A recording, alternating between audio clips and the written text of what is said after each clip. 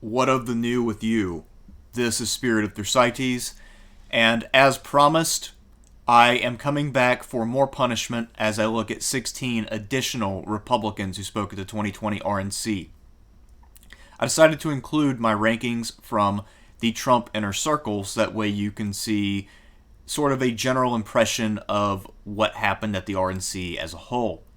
Last time I covered 14 people who I took to be the most inside of the Trump administration, and now in this video my main focus is to focus on some of the other major players within the Republican movement and maybe a couple of people just outside of it who are still a part of the Republican Party as a whole.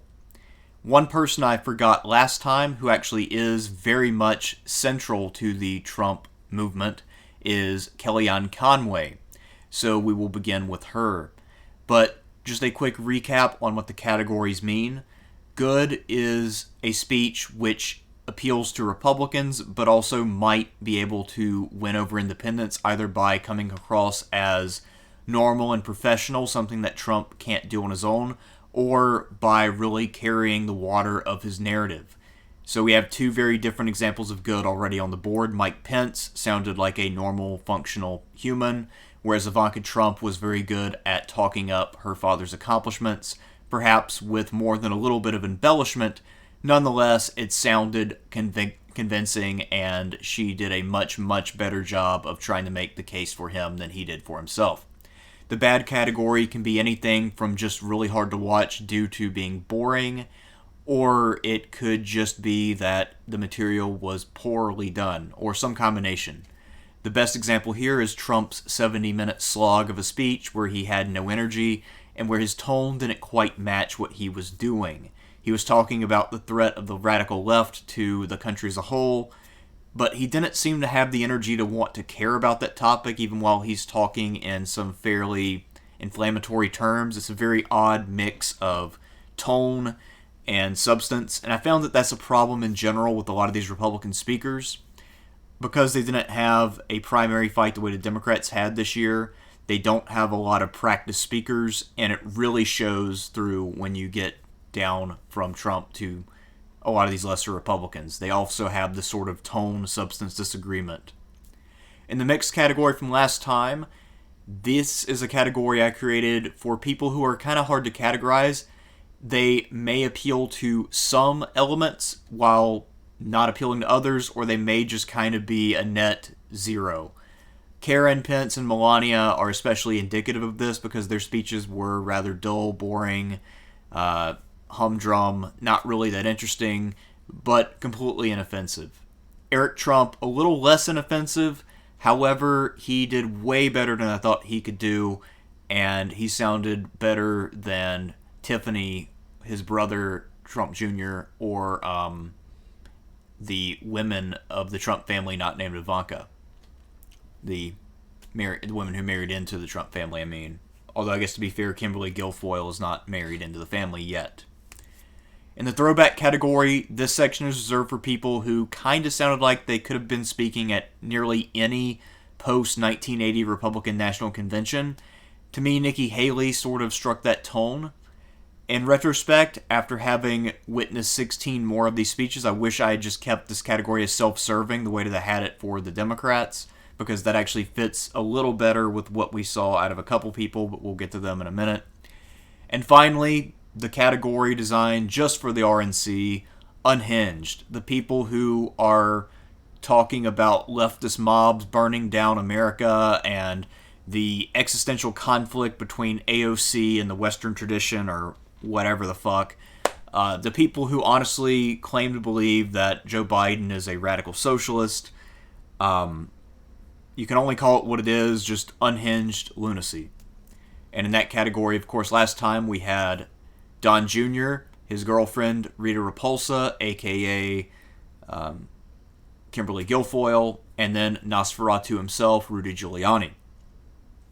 So, let us get to the 16 Republicans for today. First up, we have Kellyanne Conway, who was one of the central figures in helping Trump get elected back in 2016.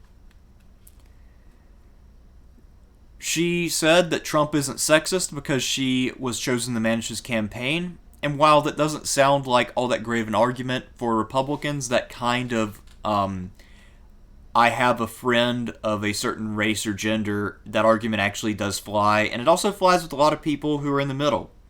So don't dismiss it out of hand. It might actually help him just a tad with women, at least women who may be on the fence otherwise, and might be worried about his sexism. If his good friend Kellyanne is still working for him after several years, then it makes him look fairly decent.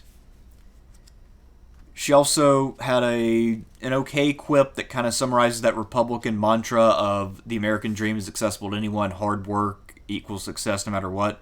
She said limited means doesn't mean limited dreams. That's a pretty good way to put it.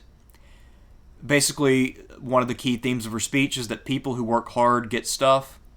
It's very, very core Republican messaging for a very long time. Nothing really interesting. She said that Trump helped to fight the addiction crisis. That's something that a lot of people did not talk about. In fact, she's the only person to talk about it.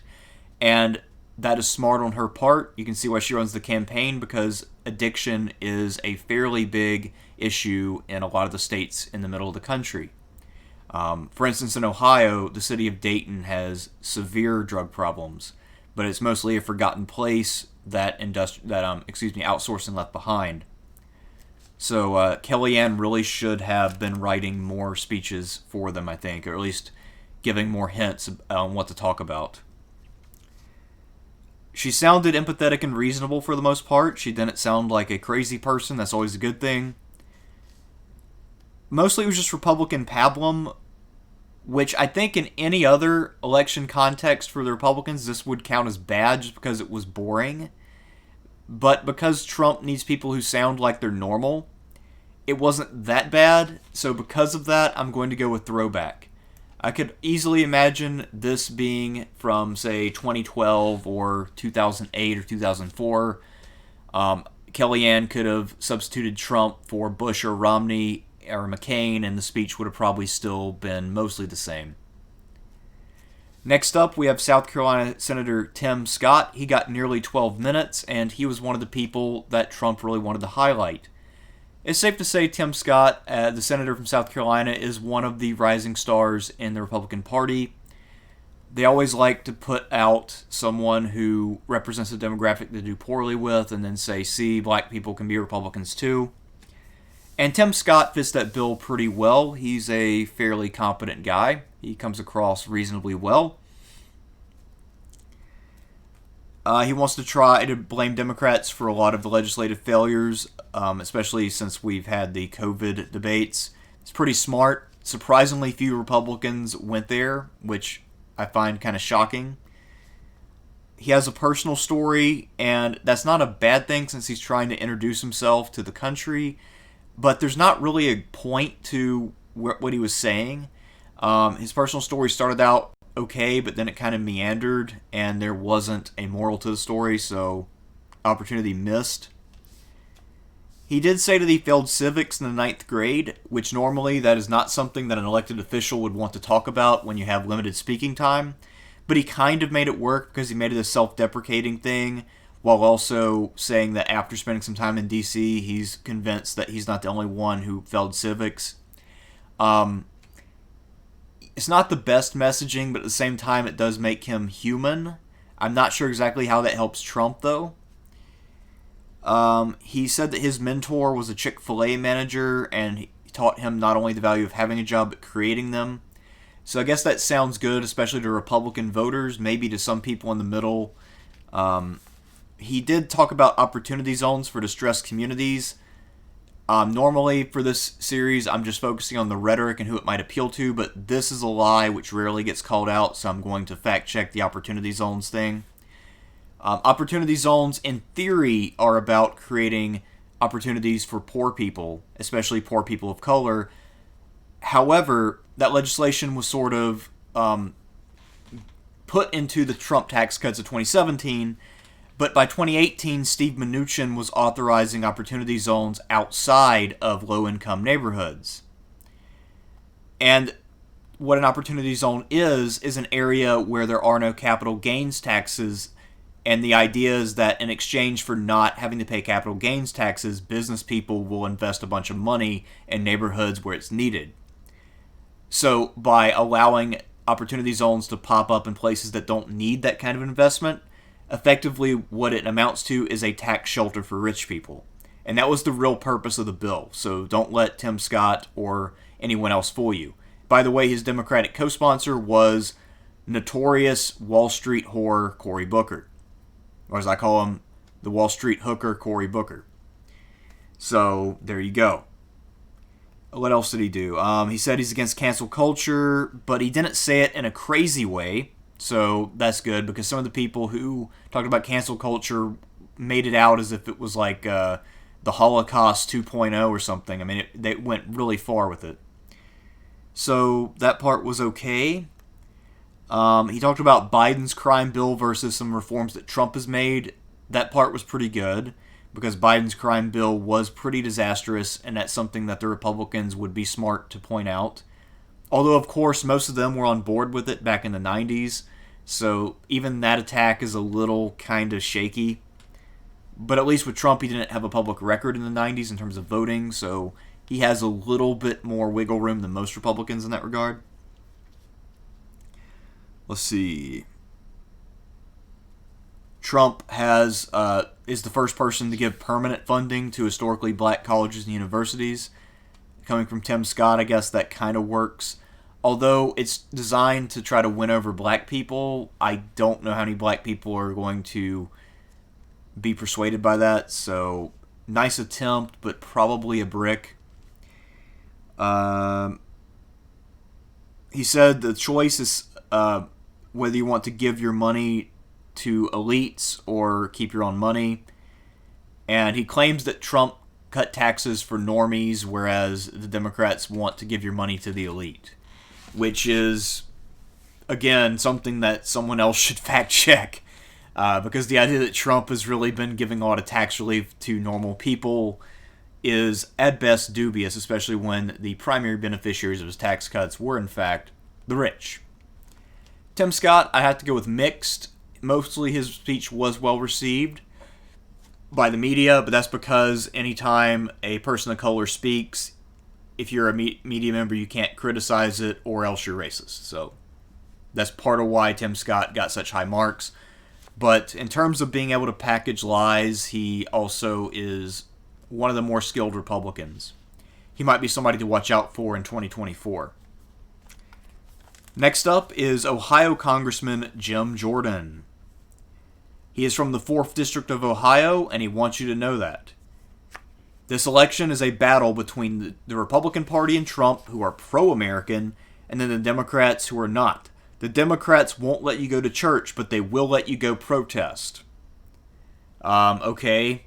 I don't know if anyone has said you can't go to church. I think they just said that because a church gathering is in close quarters, you need to make some adjustments to make sure that people don't get sick. Also, protests are outside where, of course, it's much less likely that you would ever catch anything.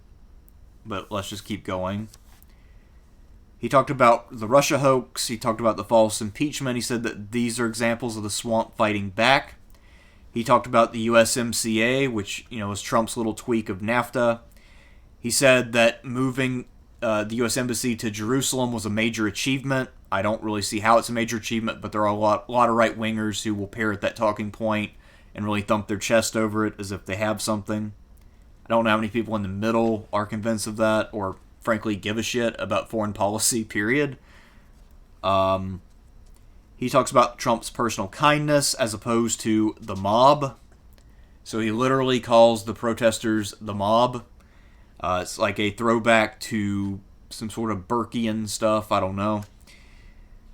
Also, a fun fact about Jim Jordan. He has been implicated in the OSU wrestling team sexual assault scandal. The guy who was doing most of the assaulting was there when he was there. Jim Jordan's tenure as assistant coach was 87 to 95. 1987 to 1995, that is. He claims that he doesn't know anything. He refuses to testify. Now, it's possible he doesn't know anything, of course, but the fact that he completely refuses to acknowledge it is somewhat obnoxious. Overall, Jim Jordan's speech, there were some unhinged elements, but it was mostly just bad. He really just didn't land a lot of his points. He had a few things that would appeal to Republicans, but for the most part, if you're watching this and you're not already Team Trump, this speech would probably not put you in a mood to vote for Trump. It might make you doubt Trump more. But when I say bad, I mean he's on the upper end of bad. He's almost in mixed. Next up is Rand Paul. As one of my exes used to like to refer to him, Eraserhead. Rand Paul says that Trump is a normal guy, down to earth, and that once when he was doing a charitable trip to Latin America, that Trump made contributions so that he could go do eye surgeries. For those of you who don't know, Rand Paul is an ophthalmologist by trade, and he ran a practice with his wife and father-in-law.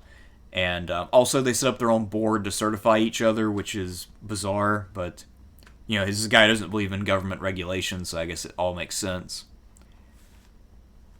He said he's proud of Trump, but they sometimes disagree. That part at least has some ring of truth, because clearly Trump and Rand Paul are not 100% aligned. So this kind of gives the Republicans a little bit of a big tent feel that they normally don't have. So that part is actually not bad. He talked about the Biden crime bill really fucking over people of color. That part, again, is something the Republicans would be remiss not to mention. Although, of course, they then have to explain their culpability.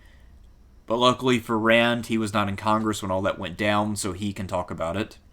He talked about ending endless wars. He's much more credible on that issue than Trump. So having him talk about it is good. He did sound very passionate about the issue of ending endless wars, and again, very good thing for the Republican Party. He talked about lower taxes and less expensive health care. How you get the less expensive health care, he did not say, but people like to hear that. Although, at this point, people are asking for specifics out of Republicans, and the fact that they're still not getting them is kind of a problem. So that was probably the low point of his speech in a lot of ways. And he said that we need to fight socialists who are poisoning the schools and burning cities. So Republican red meat. But if you are against endless wars, and he had you up to that point, the fact that he ended on the campaign talking point might not have been all that bad. So actually, I'm going to go with good for Rand Paul. He showed a little bit of diversity intellectually for the party. That's something that they need. And he emphasized something that got a lot of people to vote for Trump in the first place. That is his anti-war stance. It's something that appeals to a lot of people in the middle and also some people on the left. Although at this point, I really can't imagine too many Democrats eager to go vote for Donald Trump. That being said, if any Democrats do end up voting for Trump, it will be probably over the issue of ending endless wars.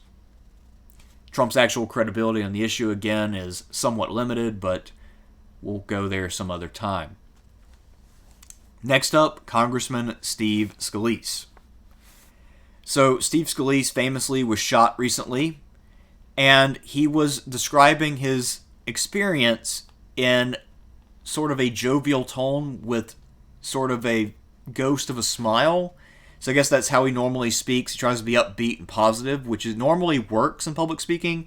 But when you're talking about nearly losing your life and the threat of a radical, out-of-control left, again, there's a sort of tone-substance divide that is very unnerving, and Steve Scalise's speech is a little creepy because of that. So he calls the gunman who shot him a leftist. I'm not too familiar with the details, but I think he might try to be merge his own experience. What am I trying to say? He might be trying to merge his own experience with the overarching narrative of the campaign. There we go. That's what I meant. He said that Trump and the First Lady visited him in the hospital. He said the police are supposed to keep order. He juxtaposed 47 years of Biden versus 3 years of Trump. That was a common talking point. Although really, Biden's been gone for a few years, so counting the years since he left Washington as part of his record, you can take issue with that, I think. Also, Trump is really more of a 4-year than 3-year guy at this point, but, whatever. Trump brought jobs back that were outsourced under Obama. I'm 98% sure that isn't quite true. He said that Trump, quote, cut red tape to create a vaccine. I don't think there was any real red tape standing in the way of creating a vaccine. The main thing that scientists needed were laboratories and funding. And of course they got it. And I like how some Republicans really try to trumpet that up as this grand accomplishment when in reality, can you honestly imagine any other president not giving special funding to researching a vaccine given the circumstances? What other option was there exactly? I'm surprised no one's asked that question. I mean, really, what else would anyone do? Let's see. Oh, Trump had inspired leadership. There we go. So when you do something that is the obvious move, that is inspired. Again, the tone was too relaxed for what he was saying. The mildly jovial smile thing was a little creepy. That being said, he didn't sound like a crazy person. And because he was positive while trying to make a case for Trump, that's more than a lot of people did. So I'm actually going to go with mixed. And I could see a couple people finding that speech appealing even. I think most people would forget it as soon as they saw it, but a couple people might like it, and then a few people might be like me and get creeped out by that weird disconnect between the tone and the substance. Next up, we have Congressman Matt Gaetz. There's an actor, I can't remember his name, but everyone refers to him as Ugly Matt Damon. I think there's a case to be made that Matt Gaetz is crazy Matt Damon. I can see some resemblance between him and Matt Damon. Matt Gaetz could easily be an actor. He's kind of got that look going on. But, yeah, he's out there, man. So, he had one good joke at the beginning.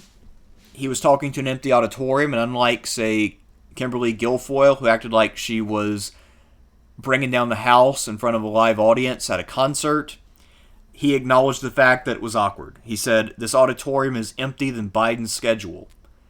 Probably the best joke of the entire RNC. That one landed with me. I actually did laugh at that. That was pretty damn good. He made the claim that Trump has started no wars and that he's the first president since Reagan to have that achievement. Once again, very, very dubious claim. Reagan had plenty of interventions, including one against Gaddafi. He had Grenada, Nicaragua. And if we look at Trump's record, we had some troops killed in Africa a couple years back. And people were asking why they were there, and Trump never really gave any answers. So that was a front that we probably did not have open under the previous president. Just saying. But I don't want to do too much fact-checking because otherwise this video would be 12 hours. Okay. So Matt Gaetz says that the Democrats' slogan is settle for Biden and that is a pretty shit deal for the American people. Now, up to this point, he is doing fairly well. He's making a case, and he's also denigrating the alternative. So, kind of what he's expected to do, playing the bulldog role and doing it pretty competently. And now things are going to go way the hell off the rails. He says that socialist and woke-topians will disarm you, unlock all the prisons, and then lock you in your home while inviting MS-13 to live next door. So, again, painting a fever dream of terror. Just trying to get old people scared out of their minds and voting Republican to save their lives from all of the demons of the world. If you're going to paint that picture, don't say woke-topians because that doesn't sound like a real threat. When you talk about woke people, no one thinks of them as really being a menace in a meaningful sense. Most people think of them as hopelessly inept and hipstery. So, just a little bit of free advice for the fear-mongers out there. Woke-topians just don't sound very scary. He said that Harris can't be the vice president because California can't keep the lights on. So in the future, remember that if a VP candidate comes from a state that has problems with the electrical grid, gets hit by natural disasters, maybe has childhood poverty, then that person's opinions and career are completely irrelevant because their state has some issues. I mean, I think there are plenty of issues to go after Kamala for. I really don't know why he's talking about the power grid when she is a nationally elected official and not the governor. It doesn't make sense. Let's see. You can't cancel culture when the culture loves its heroes. I don't know what the fuck that's even supposed to mean. At one point, he said, and I quote, "As a Florida man." I guess he's probably not super familiar with the internet, even though he's fairly young. I guess he doesn't know much about memes. You should never begin any sentence with the words, "as a Florida man," unless you're deliberately trying to sabotage whatever you're doing, or you're doing a Colbert-style impersonation of someone of the opposite political persuasion. He says that we need to raise an army of patriots because we can't fail, because if we fail, freedom will die. Clearly unhinged. I don't think this would appeal to anyone. A lot of people would most likely be very much turned off by this if they were to hear it. This makes the Republican Party sound like it's living in a fantasy world. It's not good at all. Now, some Republicans would get a hard-on because of this kind of stuff, but for the most part, anyone who has any doubts whatsoever about Trump would have a lot more doubts after watching Matt Gaetz. Next up, we make zero upgrades as we move on to YouTube personality Charlie Kirk. Charlie Kirk proudly tells us that he is 26 years old, and he can tell us for sure that this is the most critical election in American history since 1860. He also says that we must love and respect our founding fathers. We can't be critical of them. And probably the dumbest quote of the entire RNC, and that's an accomplishment. He says that Trump is the bodyguard of Western civilization. That's right. When you think of Western civilization, from Socrates trying to develop the Socratic method and question the nature of things around us, trying to discover narratives and trying to really get at what it means to be virtuous.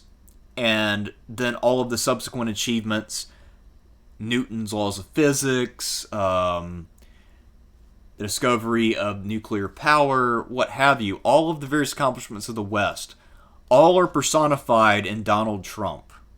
Really.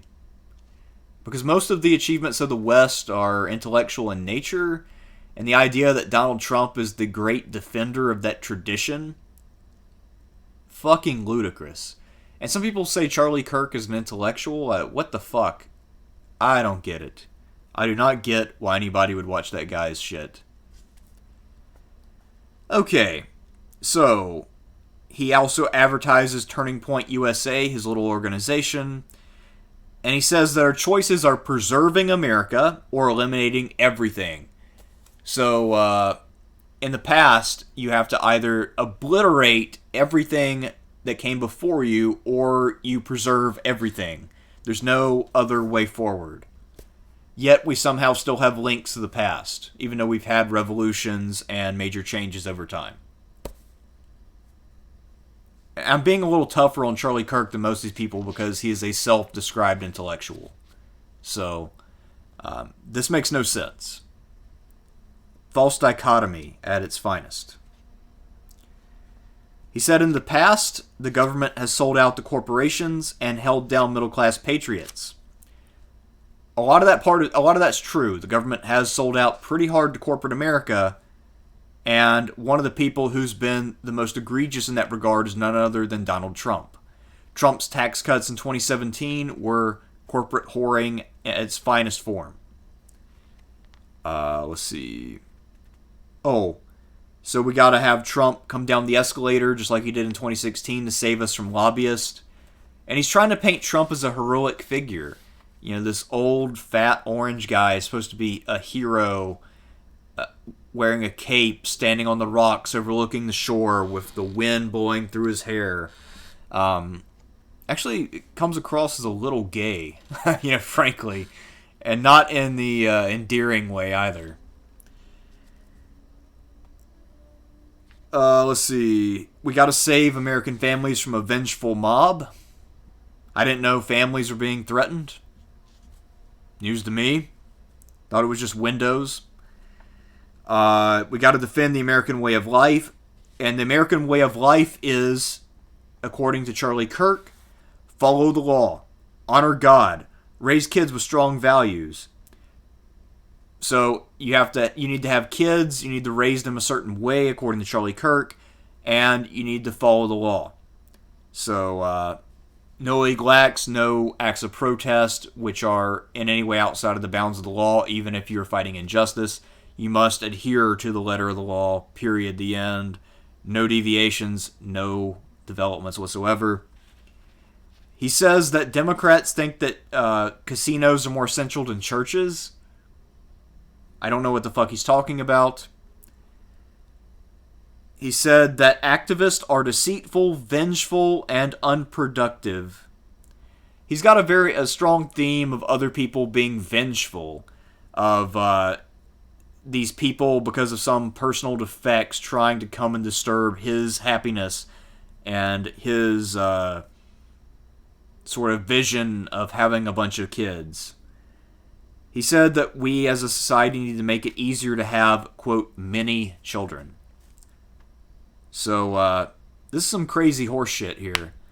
Now, again, there are some Republicans who will eat this up, but most people in the middle, especially if they pay any real attention to anything that he said, maybe watch it twice, digest it a bit, they will realize that this person is completely and totally unhinged. Welcome to the Unhinged Club, Mr. Kirk. Next up is high schooler Nicholas Sandmann. I did not know who he was, but when I was deciding who to put on the list, I thought that his last name sounded vaguely cool, so he got on the list.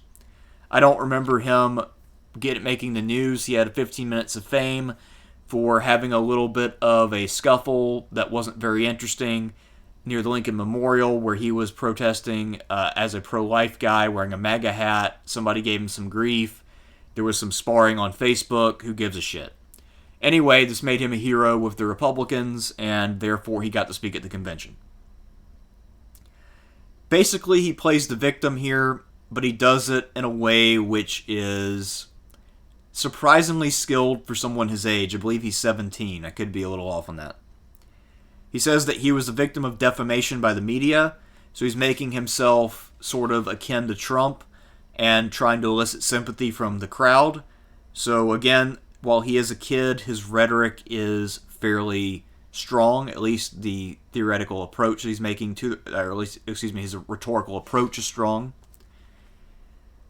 He is standing in front of the Lincoln Memorial when he delivers his speech because Lincoln was from Kentucky, just like him, so a little bit of state identity politics thrown in there.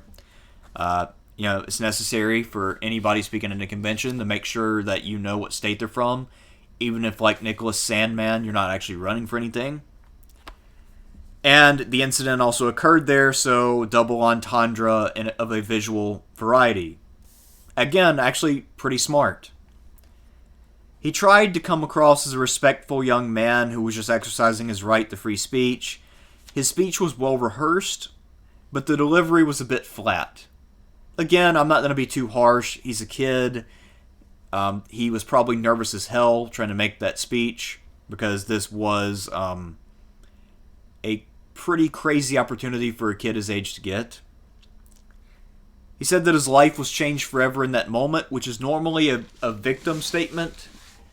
And the thing is, if you really think about it, Nicholas Sandmann, for the next several years, so all of his college years, will be the first in line for any kind of conservative scholarships.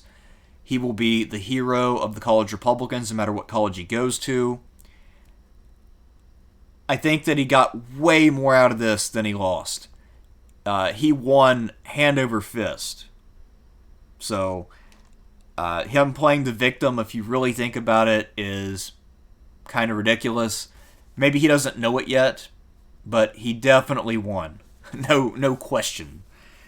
Okay. He said that he was canceled by the far left. He exposed the media's lie. Trump is a victim of unfair media treatment. We need to return to objective reporting. I'll give him a pass on that claim because he's too young to know that objective reporting is not a thing. It's never happened, so we can't return to it. Also, we can't actually reach it because that would require humans to develop a perspective which, up to this point, we have been unable to discover. He says that we should value facts over narrative. That part, I suspect, was written by someone far wiser. Because, of course, narratives use facts, but they aren't necessarily based on facts. So that part was remarkably clever. Also, he was on the verge of getting good. I was almost going to, even despite the little bit of puke in my mouth, I was going to put him in good. But then I saw his outro.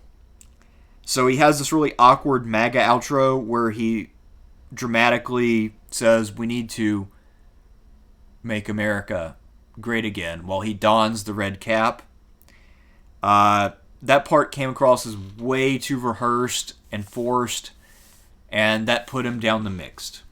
So, I think that he did well given his age and experience. That being said, yeah, no cringe outros. That was just bad.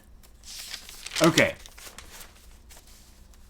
Marsha Blackburn, senator from Tennessee. She said that America is a nation of heroes.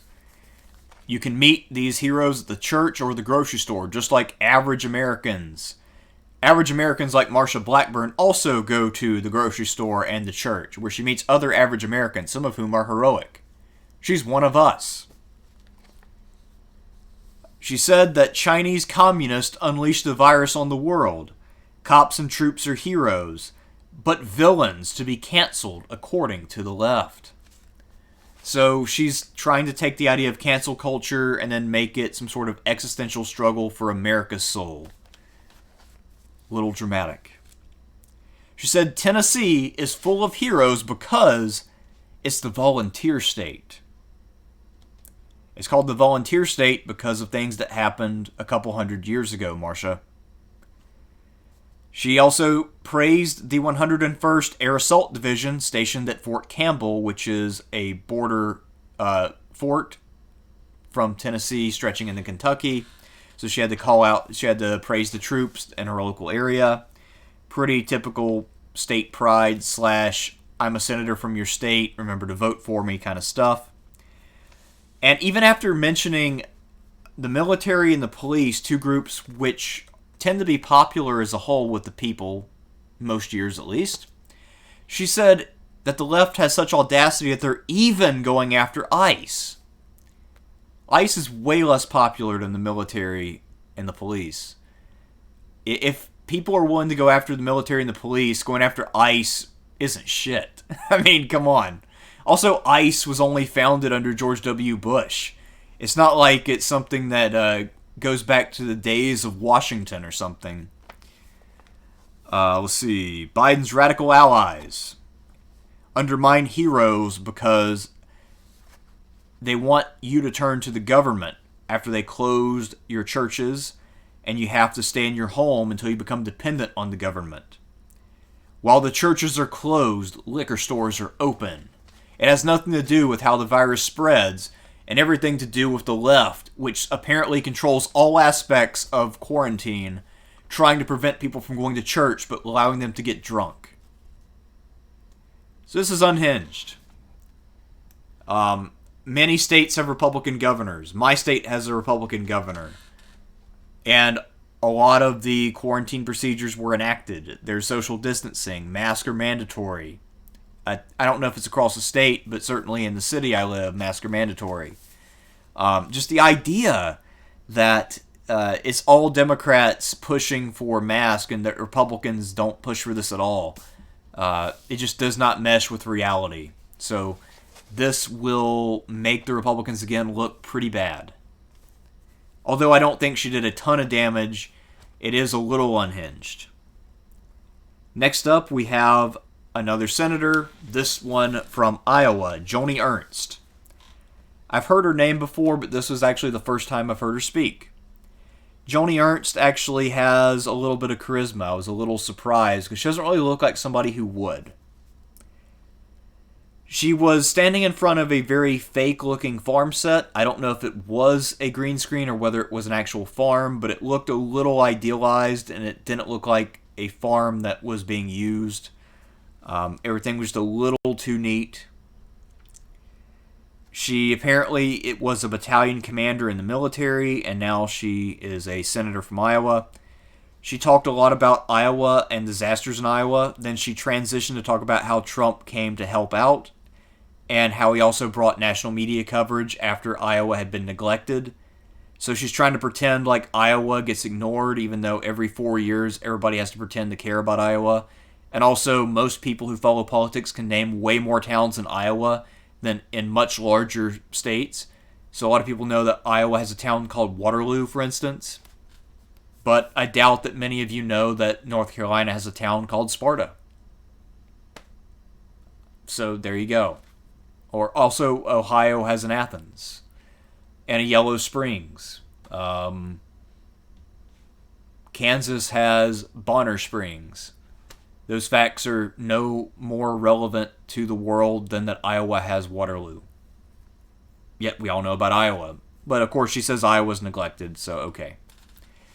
She says that Trump is great because he scrapped Obama-era water protections, which would have been disastrous for Iowa farmers. She says Obama was trying to regulate puddles.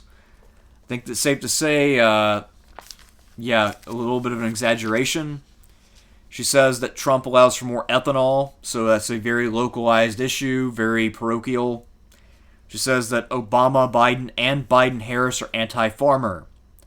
Yes, because farmers are the majority of people in the Midwest. She said the Green New Deal is designed to destroy agriculture. She said that she's against high taxes and, quote, radical environmentalist. It's a different message, so it appeals to a different demographic. We'll see a lot of New York on this list because Trump surrounds himself with fellow New Yorkers. So it's good to have some variety. She didn't sound completely insane, even though a lot of the things that she said were rather dumb. Because it's about a swing state, I'm willing to give it a pass for being excessively parochial. So I'm going to go with mixed. This might actually help a touch in Iowa. But for the most part, most of the things Joni Ernst talked about are completely irrelevant to most Americans. Okay. Next up is Daniel Crenshaw, the one-eyed congressman who many people have jokingly compared to Solid Snake. I've been playing a lot of Yakuza lately, so I'm comparing him to Goro Majima. I must say, at the outset, Goro Majima is clearly way cooler than Daniel Crenshaw. But then again, Goro Majima is cooler than pretty much everybody, so what do you do? Alright. So, Daniel Crenshaw, he was on board of a warship. It looked like maybe a destroyer or cruiser. I couldn't quite tell. Then it seemed big enough to be a battleship. Probably one of those has been decommissioned. The guns were capped and all that. So one of those display ships they have in some harbors you can pay to tour. And while he was on board this warship, he was talking about his military service. I don't remember what branch he was in. I don't think it was the Navy, though. But who cares? I guess the ship conveys the general idea. It's all fine. So basically what he was doing is a mirror image of what Tammy Duckworth did at the DNC, where he is the person in Congress they look to as their representative former troop, and a former troop from the post 9/11 wars. And also, like Tammy Duckworth, he did suffer a physical injury as seen by the missing eye. So he's very much, in a lot of ways, the Tammy Duckworth of the right. Or maybe Tammy Duckworth is the Daniel Crenshaw of the left, whichever way you want to put it. Even though he's talking about sort of like country and flag and service and all the things that are usually right-wing points, the way that he delivers it is fairly moderate, measured, and competent. He talks a lot about American greatness, unity, heroism.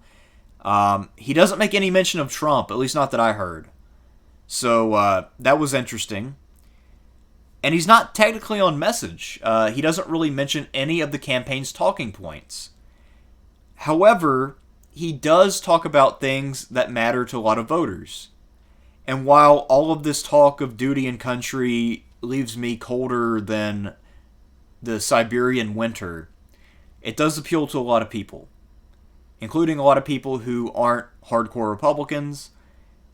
And although he doesn't really deliver Trump's message is pretty inept, so that's not even a bad thing. And just like with Rand Paul, delivering a somewhat different message which shows some variety can be a good thing.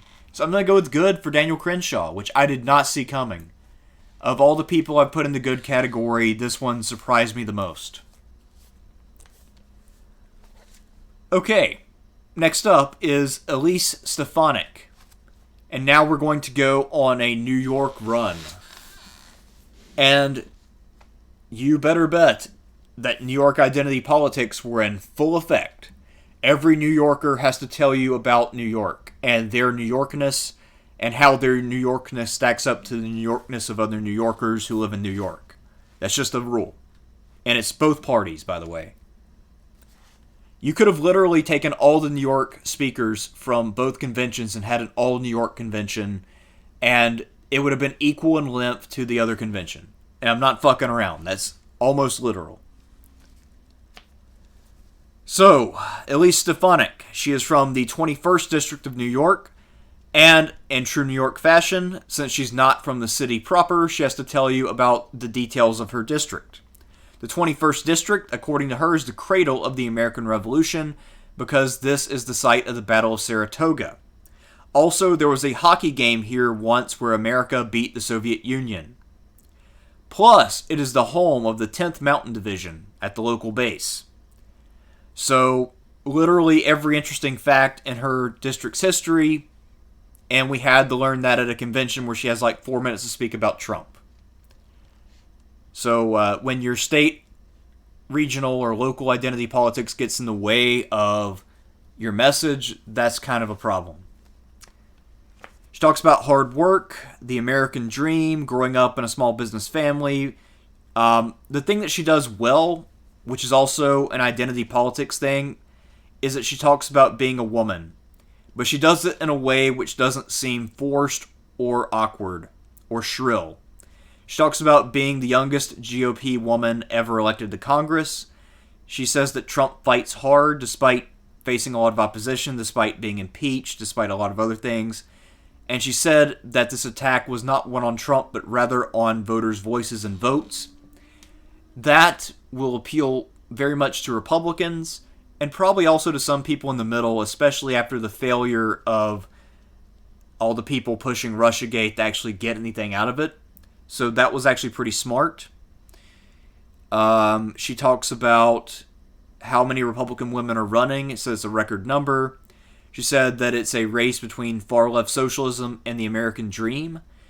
And she says it in a way which sounds less crazy than a lot of other people. She says it in a way which seems like a normal human using words to express thoughts. So basically the opposite of Rudy Giuliani.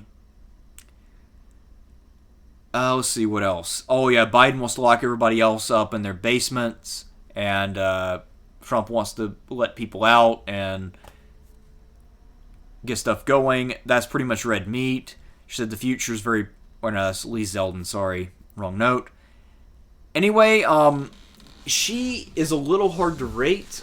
I would say my overall feeling on Elise Stefanik's speech is that she is mixed, lean, good.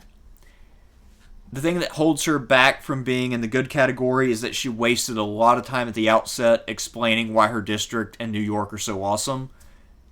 Nobody really cares. So, yeah, the point of your speech was supposed to be to either denigrate the Democrats or promote Trump, and because you wasted a lot of time on your district, you didn't do that as effectively as you could have. But when she was talking about the things that actually mattered, she did fairly well.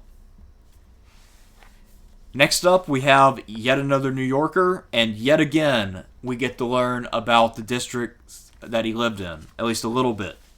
Talking, of course, about Lee Zeldin. Lee Zeldin was broadcasting from a VFW post at West Hampton Beach in New York. He is an 82nd Airborne vet, and he really wanted to, rather than go Dan Crenshaw and talk about his military service at length, he instead went past that, talks about frontline medical workers. He also went through a personal story about his daughter's awful brain surgery, and when she was a kid, and how she's doing fine now thanks to all these medical workers. So he talks about the importance of medical workers. Fairly upbeat tone, optimistic, sort of in that sort of Reagan spirit of eternal optimism. He said that the president sent a ton of shit to New York to help out New Yorkers while they're doing New York things in New York fashion, eating coney dogs, looking at Statue of Liberty, etc., etc. He said the American people are great and resilient. The future is so promising.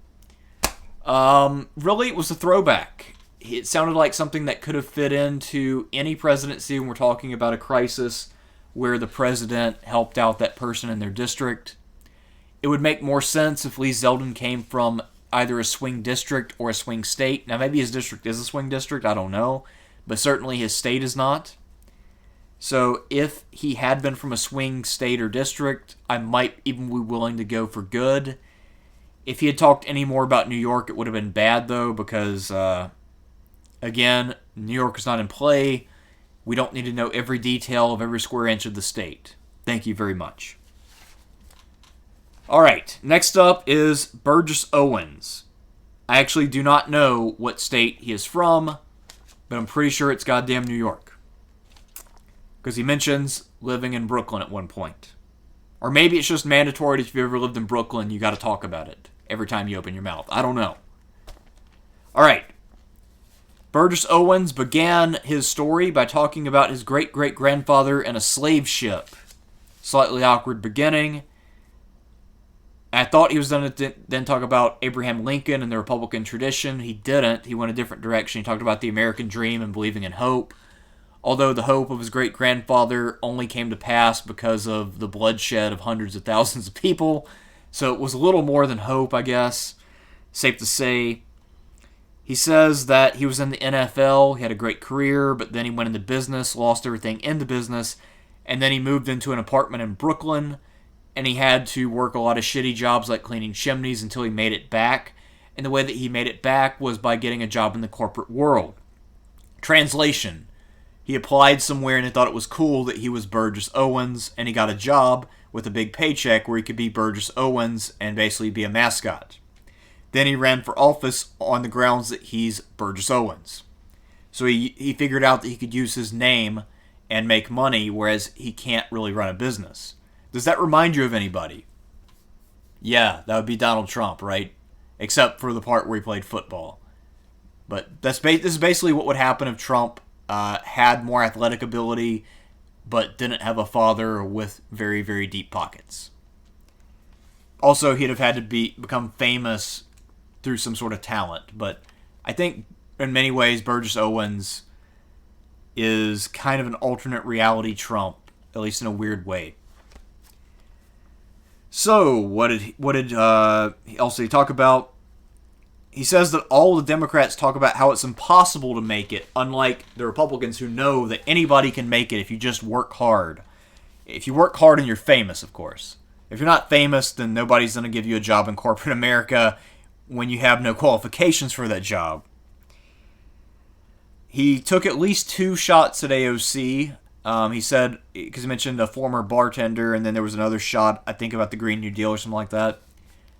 So, I guess for AOC, Burgess Owens' speech was a win.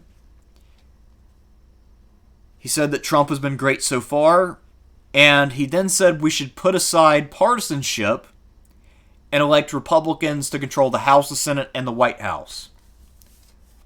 I'll give him a pass and just assume that he took a few too many headshots while in the NFL.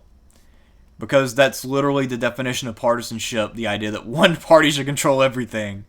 What? That's a contradictory statement, and I assume that he wrote all this out before he started speaking. He didn't sound insane, though, so he didn't sound unhinged. He didn't talk about mobs or families being endangered by MS-13, so that's all good.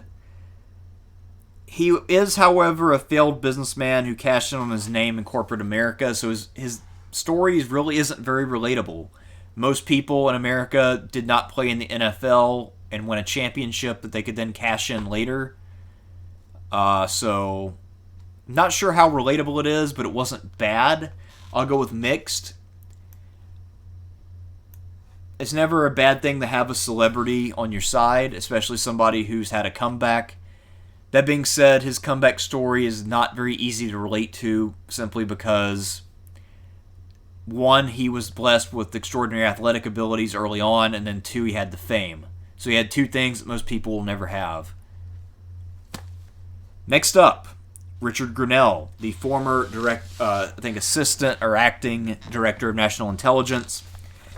He got 8 minutes or so to talk, and his basic job was to try to defang the narrative about Russia and really build up Trump as a foreign policy success. And while there are some very questionable claims at various points in his speech, I think he did his job and did it well. He talked about how he created a narrative that sounded reasonable and convincing.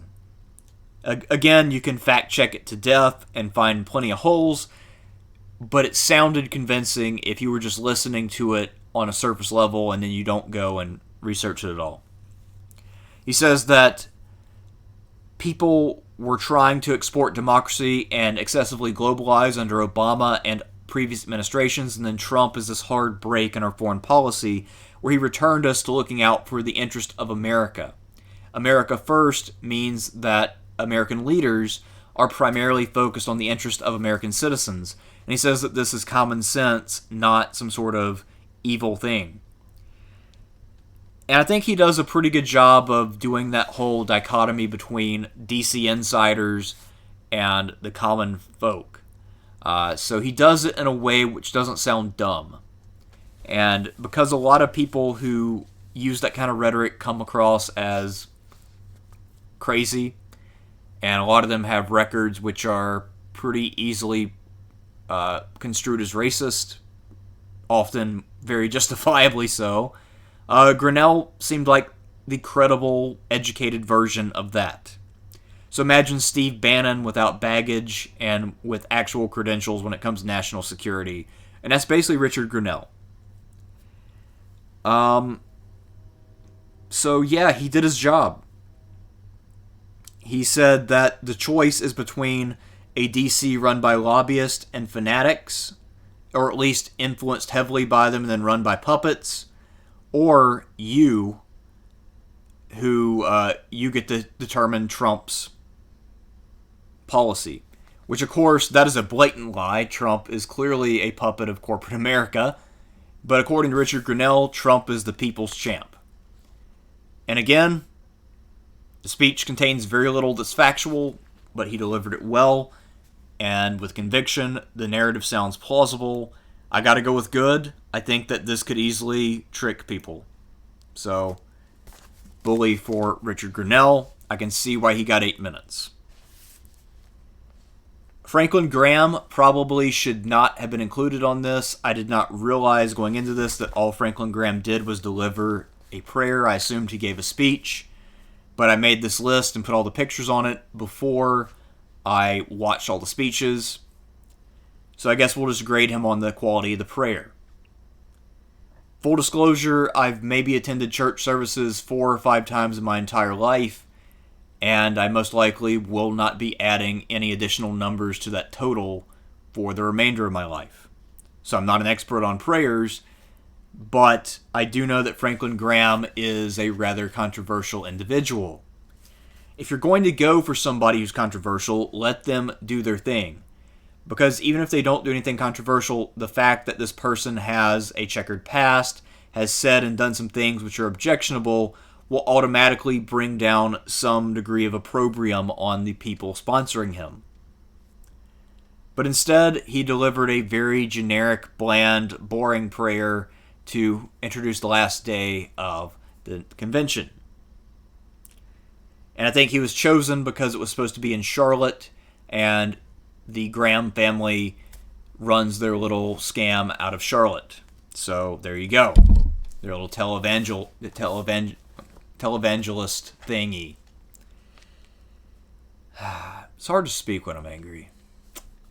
I'm talking about these guys kind of pisses me off. Anyway. So pretty generic, boring. Again, if you're going to go with somebody who has a bad reputation, go all in. Show some balls, just do the red meat and move on. But as it is, pretty boring, generic, poor use of Franklin Graham. I have to go with bad. It was almost as if he was just this local grandee who had to be appeased, and they're just giving Grandpa a few minutes to run his mouth.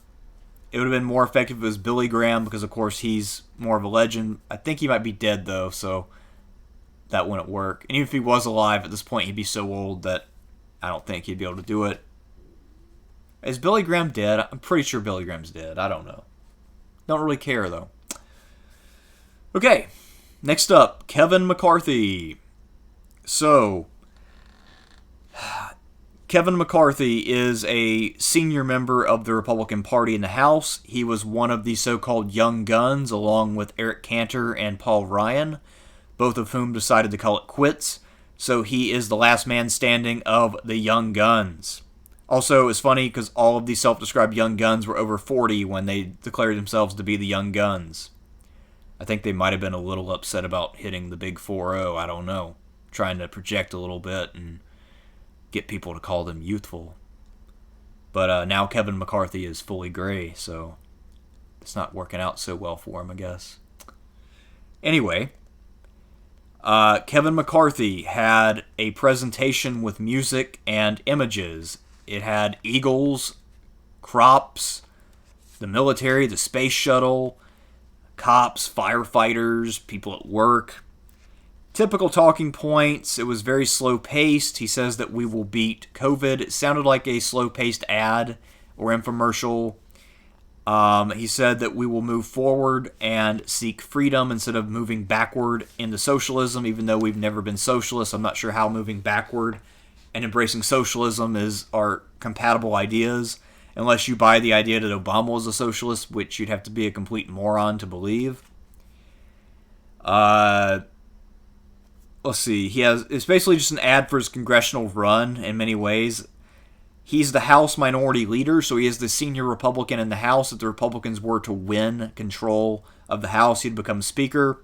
So you might think, given that, and given that he is the last of the Young Guns, and the closest thing they have to a star in the House who has any shot at gaining power anytime soon, you might think that you would want him to show off his bona fides as a lawmaker, or at least his passion for lawmaking.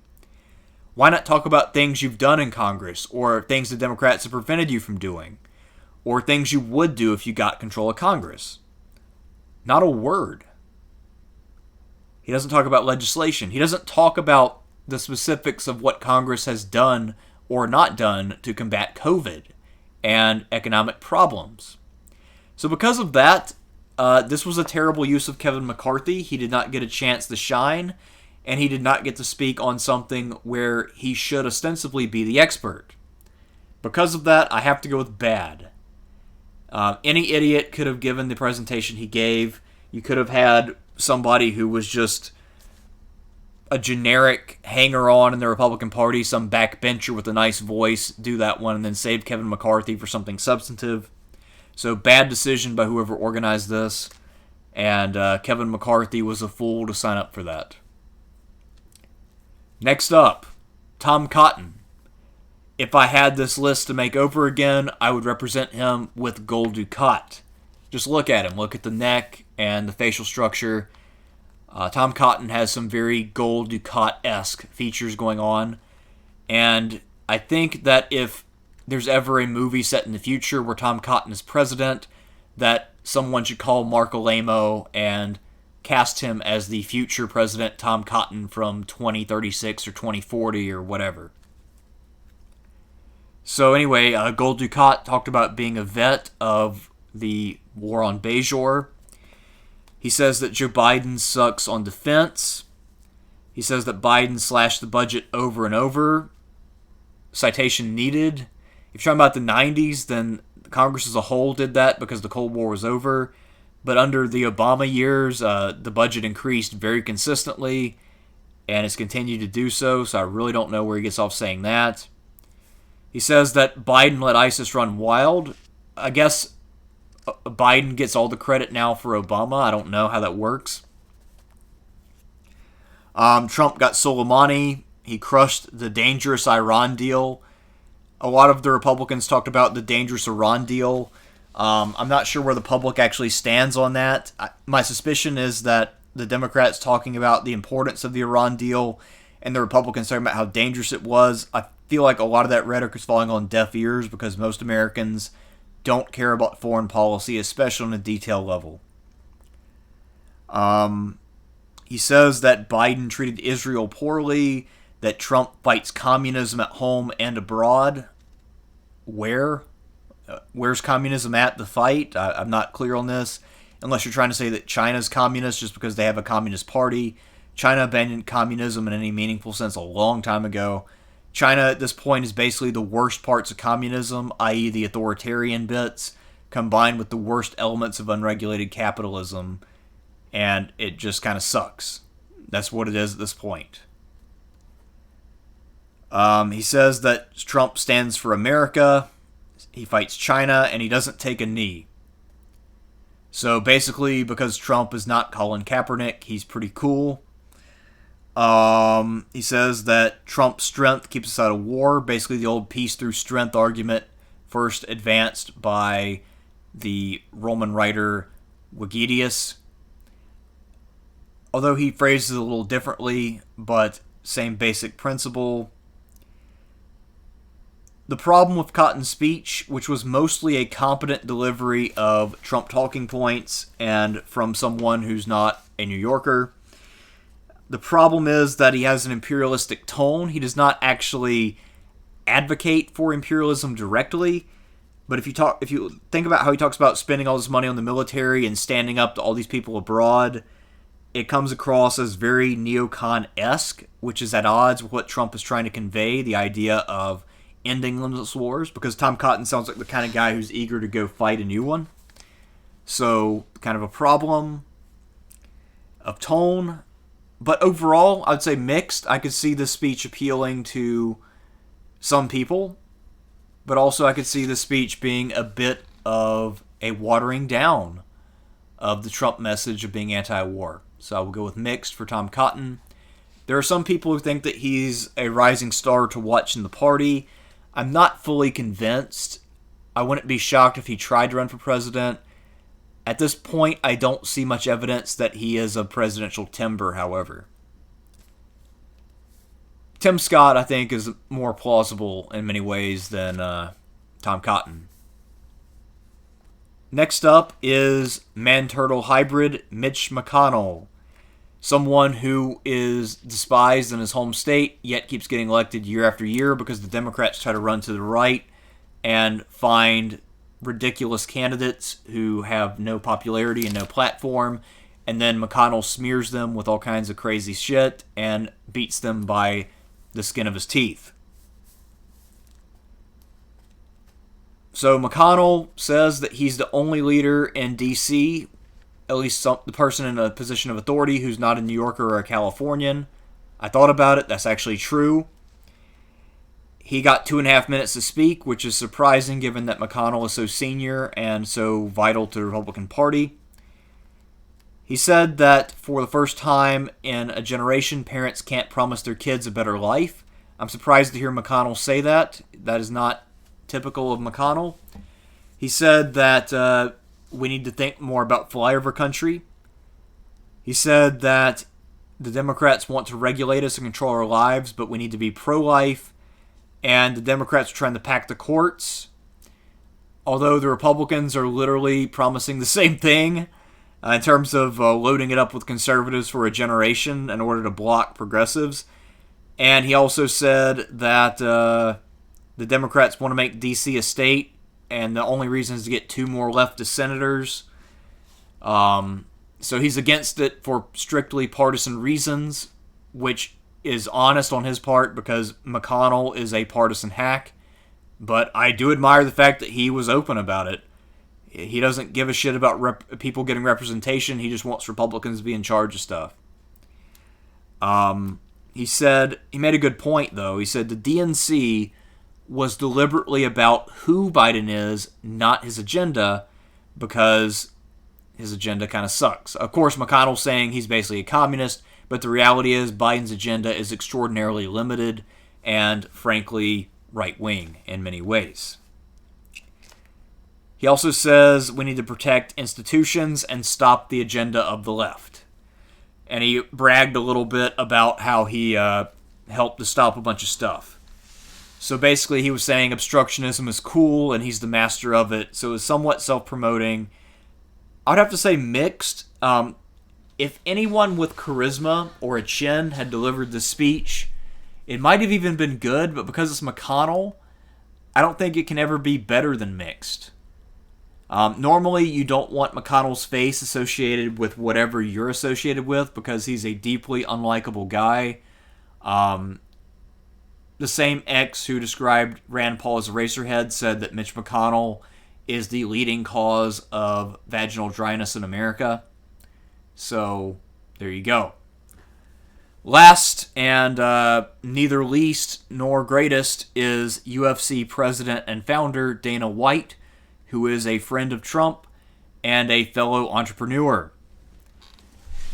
Dana White delivered most of the Trump talking points about the economy, peace in the streets, talked about first responders. He then gave some personal testimony, said he's watched Trump up close, and he said that Trump really helped sporting organizations because we're also worried about the UFC and the NBA having enough money.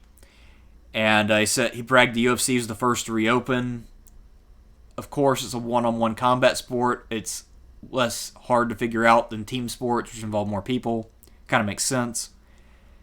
One thing about Dana White's speech that sort of threw me off, and this is surprising given that he's a very experienced broadcaster, is that when he's speaking, his emphases go on very bizarre words. So he just sort of throws emphases on random syllables and random words in a way which doesn't highlight his point. And I know that he's not a professional politician, but this guy does a lot of announcing and a lot of commentary, so you would think that he'd be a little better at it, but his inexperience in this arena was telling. He said that Trump was very loyal and that he has unstoppable energy. I'm sure that Trump wanted that part in there because Trump is obsessed with the idea of being high energy versus low energy. Even though, of course, Dana White said that Trump has unstoppable energy, and then Trump was on the podium leaning into it and barely staying awake during a speech. So there you go. He said that Trump truly loves and believes in this country. Great. I would assume that to be the case of anyone running for president. Not a very high bar, but Republicans love that kind of talk. He's had a Reagan quote starting out about government being the problem, but it was not the normal one where he says that government isn't the solution, it's the problem. It's a different one about government needing to get out of the way. The problem with the way that Dana White delivered this thing about government getting out of the way is that he didn't paint Trump as a deregulator or as a business genius or whatever. He instead was talking about all the things that Trump had done, meaning government actions, and then saying the government needs to get out of the way. So, yeah, kind of contradictory, doesn't quite work. He said that he's all about freedom, equality, and opportunity. And then he said that we all need to be careful who we elect to the governorships, Congress, etc. And that is the big lesson of the pandemic, because we need to make sure we have leaders in place who respond well to it. Most people don't feel like Trump has done that great handling the pandemic. So the idea that Trump really proved himself in the pandemic is one that will not resonate with most people. Of course, Republicans, the hardcore ones, think that Trump did fantastic, but a lot of the people in the middle aren't so convinced. Overall, I think that Dana White is on the high end of bad. I think he was just a hair removed from the mixed category. And my notes actually put him in mixed, but now that I think about it and say it all out loud, I have to go with bad. He was on the border, but I think a little more bad than mixed for Mr. White. He didn't sound crazy, though, so that's always good. But he was a little boring, and then his weird emphases were pretty off-putting. That's all I have for you. Those are all the speakers from the 2020 Republican National Convention that I will ever view. Next time when we do political coverage, I will talk about the People's Party Convention, which I can only imagine will be vastly different than what we've talked about here today. Until next time, I am Spirit of Thersites. Remember to subscribe and click the notification bell. I will see you around.